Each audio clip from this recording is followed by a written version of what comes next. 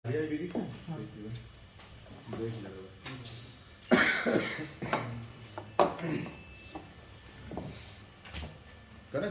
करो वैसे। किस मुद्दे को लेकर? जय साथियों, सभी भिवानी के पत्रकार साथी आप लोगों के बीच में कुछ विशेष बात करने के लिए अपने मोनू भाई शहीद आजम भगत सिंह सेवा ट्रस्ट से साथी सोनू मलिक, मैं नवीन, जय हिंद। आज एक तो ये कि 29 तारीख को हरियाणा के अंदर अमित शाह जी की रैली हो रही है और हरियाणा सरकार उनको दिखाना चाह रही है कि हरियाणा के अंदर सब कुछ ठीक ठाक चल रहा है, बहुत बढ़िया बढ़िया काम हो रहे हैं। तो जय हिंद सेना और सभी संगठनों के साथ मिलकर ये घेराव करेंगे अमित शाह जी का। जो मुद्दे हैं मैं आपको एक बार वो बता देता हूं। जो मुद्दे हैं, ये जय हिंद सेना का गठन कल ही नेताजी सुभाष चंद्र बोस के जन्मदिन पर गिफ्ट कराया है। ये पूरी तरह गैर राजनीतिक संगठन है और सभी संगठनों के साथ मिलजुल कर जनता की आवाज उठाएंगे इसके माध्यम से। इसका हमने 70 27 811 हेल्पलाइन नंबर है, जिसको जो भी समस्या है, और इसमें 300 इनकलाबी कमांडर तैयार करेंगे जो समाज के लिए सेवा कर सकें। 1857 क्रांतिकारी साथी जो समाज के लिए काम कर सकेंगे, अलग अलग संगठनों के अलग अलग वर्गों के सब लोगों को एक साथ जोड़ेंगे। तो अब जो 29 तारीख को जो गोहाना में रैली है, उसमें हमारी पहली डिमांड ये है कि हमारे लिए जो संदीप सिंह का 26 जनवरी को झंडा फहराने का शेड्यूल दिया गया है सरकार का, ये वर्ल्ड वापस लेना चाहिए। बेशर्मी की हद है, प्रकाष्ठा है ये। और हम ये कहना चाहते हैं सरकार को कि इसका बच्चों पे भी गलत असर जाएगा, लोगों पे भी, और लाखों क्रांतिकारी जिन्होंने तिरंगे के लिए अपनी जान कुर्बान कर दी, एक लड़की छेड़ने के जिसके ऊपर आरोप हो वो झंडा फहराई, वो सही नहीं है। पूरे हरियाणा खापों ने इस चीज का विरोध किया था, अलग अलग सामाजिक संगठनों ने विरोध किया था, उसके बाद भी नहीं मान रहे। बताओ, इस तक उंडा कोई बात हो नहीं सकती। अब छोरी छेड़ जो वो है उसके ऊपर आरोप हैं और वो झंडा फहराएगा।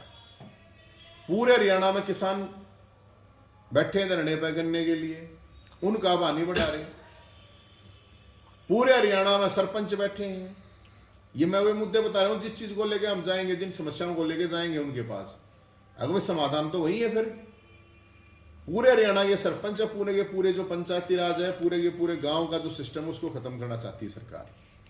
और हम ये भी मांग करते हैं सरपंचों को पावर दी जाए, सरपंचों को ये पावर हो, ये जो बीपीएल कार्ड बनाने की, ये बुढ़ापा पेंशन की, विधवा पेंशन की, विकलांग पेंशन की, जो फैमिली आईडी के नाम पर पूरे हरियाणा में गदर मचा रखा है, इसको बंद। पार्षद या ब्लॉक समिति के जो लोग हैं, मेंबर है, क्योंकि वो अच्छी तरह जानते हैं अपने गांव को, अपने इलाके को, और वो ग्राम सभा में हो ओपनली। तो ये डिमांड है। चाहे बेरोजगारी की सीईटी को लेकर हो, क्वालिफाई के लिए बार बार बच्चे प्रदर्शन कर रहे हैं, सरकार के चक्कर काट रहे हैं, स्टेट आजीवन करने की बात हो, भर्ती जो खाली पड़ी है वो भी कहीं से निकालने की बात हो, तो उन सबको भी मैं यही कह रहा हूं, हम तो सबको न्योता दे रहे हैं कि भाई अमित शाह जी आ रहे हैं, अपना मोटा भाई अमित शाह गृह मंत्री देश का, तो मोटा भाई के पास जाकर ये बताना जरूरी है कि ये समस्या है, यहाँ कुछ अच्छा नहीं हो रहा है, बेरोजगारी में टॉप पे हैं हम लोग हरियाणा। तो इन चीजों को लेके 29 जनवरी को हम सबको साथियों को न्योता दे रहे हैं और बता रहे हैं कि भाई वहां जरूर पहुंचे अपने हक के लिए, अपने आवाज के लिए। और जो विपक्ष के लोग हैं उनको भी कह रहे हैं, हम तो उनको भी न्योता दे रहे हैं। अब वो जो अपनी छोड़ने रजाई ने छोड़ गए, जनता के लिए आवाज उठावे। जब 29 तारीख को आ रहे हैं तो विपक्ष के नेता हैं, जो भी विपक्ष में एमएलए हैं, विपक्ष के नेता हैं, अपने हुड्डा साहब हैं या जो सांसद हैं विपक्ष में, उनको सबको वहां पे जाकर सवाल पूछने चाहिए। हरियाणा के लोग दुखी हो रहे हैं। 10 लाख राशन कार्ड काट दिए बीपीएल फैमिली आईडी के नाम पे। एक राशन कार्ड में 5 आदमी तो हैं, 50 लाख आदमी प्रभावित हैं। बताओ, सीईटी के 11 लाख वाला हैं, सीधे प्रभावित हैं। बताओ, तो इन मुद्दों को लेके हम वहां पे जा रहे हैं। और इसमें चाहे पुरानी पेंशन का मामला हो, चाहे कच्चे कर्मचारियों को पक्का करने का हो, और हाँ एक चीज और रहेगी, अमित शाह जी आ रहे हैं तो वो ये मेरे को एक चीज समझ में नहीं आया, जेएनयू में नारे लग गए थे, बम बढ़िया बोला भारत छोटा, आप लोगों ने सुना होगा। तो ये सरकार लगवाओगे खुद नारे, खुद मेरे ख्याल में सरकार चकवाओ है। तो अमित शाह आ रहे हैं तो उसने कम से कम बतानी चाहिए। कल तो मैंने जाट भारत छोड़ो, परसों ठाकुर भारत छोड़ो, परसों दलित छोड़ो, इस दिन ओबीसी छोड़ो, ये क्या मतलब है? तो ये कौन लिखवा है नारे? अगर दिल्ली में जेएनयू में नारे लगे किसी ने पाया ही नहीं, गजब की बात है। तो अमित शाह को बताना चाहिए मोटा भाई को कि भाई हाँ ये चीजें ऐसे हैं।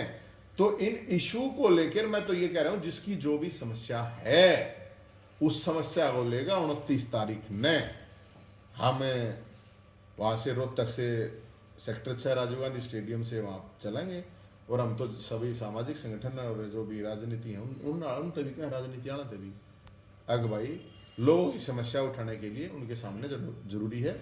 अमित शाह से डरने की जरूरत है नहीं, जनता की आवाज उठाओ। कोई क्वेश्चन है तो आप बता दीजिए। नहीं, क्वालिफाई का मामला नहीं है यो मामला है भाई। क्वालिफाई जिसने कर दिया उसको पेपर में बैठने का अधिकार होना चाहिए। अगली जितने भी पेपर हैं क्वालिफाई का वो क्राइटेरिया जब से एक मोटी बात है, जब सरकार ने पहले क्राइटेरिया रख दिया 50 नंबर वाला जर्नल कैंडिडेट है क्वालिफाई करेगा, रिजर्व कैटेगरी वाला 40 से क्वालिफाई करेगा, तो उसके बाद ये करना कि हम तो जो क्वालिफाई कर जाएंगे उसमें भी सिर्फ 4 गुना को लेंगे। यो क्या मतलब है? या तो क्वालिफाई नेचर या आप कर देते 80 नंबर जो लेगा 90 नंबर लेगा उसमें कराएंगे हम। तो 50 और 40 का जब क्राइटेरिया रख रखा है तो सबको मौका मिलना चाहिए। और ये सरकार से लाखों बच्चे डिमांड कर रहे हैं। आप ये मान के चलो कि ग्रुप सी के अब ग्रुप सी में तो खेल कोटा निकाल रखा है इसने। तो जो हरियाणा में खिलाड़ी हैं करीब 1550,000 ये कह रहे हैं अब हम भर्ती करेंगे। अब ये कह रहे हैं 50,000 भर्ती करेंगे, हालांकि सरकार खुद ये कह रही है कि 2 लाख वैकेंसी खाली पड़ी हरियाणा में। तो इसलिए हम एचटेट का अलग स्टेट में हो रहा है भाई। और इसके अलावा हम तो ये कह रहे हैं कि भाई जो भी है, अब जैसे अगर खेल मंत्री लड़की छेड़े जेल में नहीं जा सकता तो 26 जनवरी आवा है। मैं तेन कहूँ कि मैं तो जेल में गया था भाई सब 70, 80, 90 साल के बूढ़े हैं। 26 जनवरी में कम से कम उन्हें छोड़ दे यार जेल में थे जो इन इस क्राइम में नहीं है थारा तो मतलब इतने बड़े अपराध कर पे भी बाहर है, तो कम से कम 26 तारीख ने उनने तो छोटा इस पे है सरकार। लेकिन भाई बेरोजगार मेरे तो कई जगह से वो आ रहे हैं भाई, अलग अलग जगह है कि यहाँ पे भी आके बेरोजगार ही बरात निकाल दो, यहाँ पे भी आ। लेकिन किसकी किसान नु हमारी काट दो, क्योंकि किसान ना ये भी समस्या है। कर्मचारी नु हमारी काट दो, किस की बरात काटो। मैं तेन कहूँ सब अपने हकों के लिए खुद खड़े हो। और बेरोजगारों की बरात से ये जरूर फर्क पड़ा। सरकार अब ये कह रही है कि हम 50,000 वैकेंसी निकालेंगे, लेकिन वो कह रही है, कहने का तो हम क्या मानना है, 3 साल में तो 10,000 भी भर्ती ना करें। ये वो कह रहे हैं 6 महीने में कर देंगे। मुख्यमंत्री के बयान ये मेरे नहीं है कम कर देंगे। लेकिन हम मुख्यमंत्री तो यह कहे हैं कि मुख्यमंत्री साहब जितनी वैकेंसी अब ये शोषण रोजगार निगम बना रखा है इनने के, अरे तनख्वाह कम दे दो यार, कम से कम ये तो सिक्योरिटी हो, जॉब सिक्योरिटी तो हो। हटाओगे नहीं, किसी ने 20 दिन में हटा दिया, किसी ने 6 महीने में, किसी ने 2 महीने में, किसी ने 4 महीने में। तो भाई साहब पूरे हरियाणा में गदर हो रहा है। और मैं तो सरपंचा ने भी कहूँ बयाने वाले सरपंचों सरकार चाहिए है तय अरना दबा आड़ा बैठे थे तो बात बनाए कौन है। देखो ये पूरा का पूरा ये झूठा ढकोसला है पारदर्शिता का। HCS का जब इंटरव्यू किसी भी नौकरी का जब इंटरव्यू हो तो वो इंटरव्यू की वीडियो रिकॉर्डिंग होनी चाहिए और वो RTI के दायरे में होनी चाहिए, क्योंकि ऐसे ही करते हैं। ऊपर पैसे लेके पकड़ा तो गया था ना करे वो जो पकड़ा गया था जो बालक है। ये बताओ आप, हम तो ये डिमांड आज से नहीं बहुत पहले से कर रहे हैं, आके वीडियो रिकॉर्डिंग होनी चाहिए इंटरव्यू की। और वीडियो रिकॉर्डिंग होगा सार्वजनिक होनी चाहिए, पारदर्शिता कहते हैं उसको। अब ये देख लो भाई ये इंटरव्यू में ये क्वेश्चन पूछे गए थे, रियो है सेटिंग होने लग रही है सारे। झूठा मुख्यमंत्री राजा हरिश्चंद्र बना घूमा है। मैं आपने बताऊं, अरे ये एक नहीं भाई साहब, मेरे पास तो ये मामले बहुत कई तरह हाल लिए। लेकिन मैं उन सब नया बात कहूं जिसके साथ भी गड़बड़े हो रही हैं और जिसके पास भी प्रूफ है वो भाई आ जाओ। 70 27 811 811 नंबर है, वो आओ डॉक्यूमेंट लाओ और बताओ, आप लोगों की आवाज उठाओगे।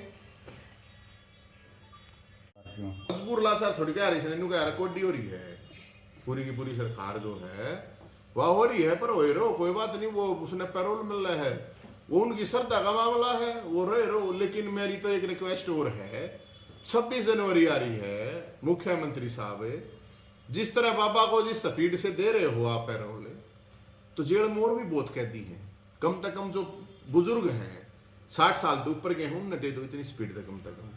वो देखो जुडिशियल मैटर है, उसमें मैं कुछ नहीं कह सकता भाई क्यों दे हैं ना दे हैं के, लेकिन अगर उनको मिल सकती है तो दूसरे जो और भी अपराधी उसमें जो जिनको सजा हो रही है, ये तो बहुत हीनियस क्राइम हो रहा है इनके उसमें तो। लेकिन मैं तो ये कह रहा हूं दूसरे कैदियों को 26 तारीख को बाबा को बाहर काट रखा है, 26 जनवरी और भी कैदी बना लें, क्या प्रॉब्लम है, उन्हें भी काट दो भाई। वो ठीक है, थारे ज्यादा जिम्मेदारी होगी इसको काटने की, और कि मैं ज्यादा तुमने अच्छा लगता हुआ वो तो चलो इनके भाई जुडिशियल मैटर जहाँ वहाँ उसमें तो हम के कह सकते हैं, वो तो कोर्ट आनर ने देखना है, उनका अपना एक पैरोल का सिस्टम होता है सबका एक सिस्टम का।